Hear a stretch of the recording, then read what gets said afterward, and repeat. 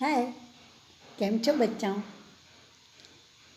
ગયા વખતે 1 થી 10 ભણેલા ને?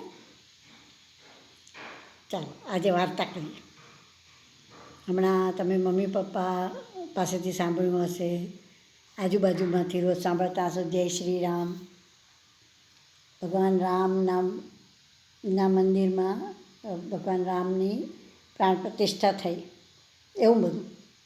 હજી તમે નાના છો એ બધા માટે, પણ છતાં જય શ્રી રામ ને એવું બધું તો સાંભળતા હશો ને. આજે ભગવાન રામની એક વાર્તા સાંભળીએ.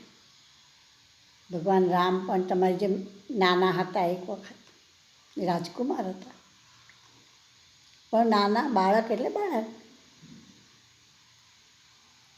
એમની 3 માતાઓ, કૌશલ્યા, સુમિત્રા, કૈકેયી, બધા એમને ખૂબ લાડ કરે.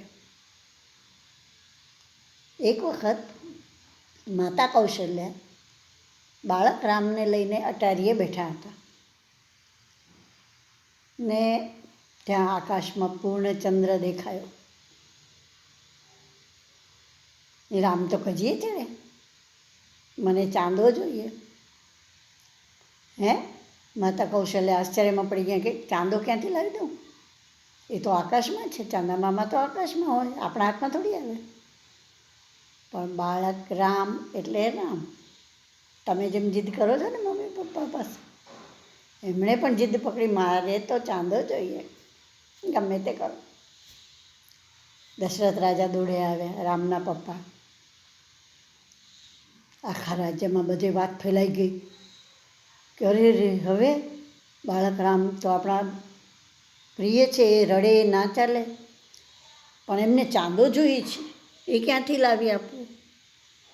એમણે બીજું કંઈ માગ્યું હોત તો લાવી આપત, ચાંદો ક્યાંથી લાવવો? અરે રે, હવે રામ એકના બે ના થાય અને બાકી બધા ચિંતામાં આજુબાજુ ઊભા રહે. બાળકને ચાંદો ક્યાંથી લાવી આપો? ત્યાં કૈકેયી માતાને, સૌથી નાના માતા હતા, એમને વિચાર આવ્યો. એમણે કીધું, ઊભા રહ્યો રામ, હું તમને ચાંદો અપાવું. બધા આશ્ચર્યથી જોવા માંડ્યા કે રાણી, તમે ક્યાંથી લાવશો ચાંદો? ઊભા રહ્યો, લાવું છું. એમણે તરત કોઈકને હુકમ કર્યો કે પાણીથી ભરેલો ચાંદીનો થાળ લાવો. સૌ આશ્ચર્યચકિત રાણીને જોવા માંડ્યા, પણ ત્યાં સેવક ચાંદીનો પાણીનો ભરેલો થાળ લઈને આવ્યો. કૈકેયી માતાએ બરાબર ચંદ્ર દેખાય એવી રીતે થાળ રામની સામે મૂક્યો. શું થયું હશે? બોલો જોઈએ. આકાશના ચંદ્રનું પ્રતિબિંબ પાણીમાં પડ્યું. થાળીના પાણીમાં ચાંદા મામા દેખાવા લાગ્યા. કૈકેયી માતાએ રામને ત્યાં નજીક બોલાવી અને કહ્યું, આ થાળ ઉપાડો, ચાંદા મામા તમારા હાથમાં આવી જશે. અને રામે કૈકેયી માતાની મદદથી થાળ ઊંચક્યો, ચાંદા મામા એમના હાથમાં આવી ગયા.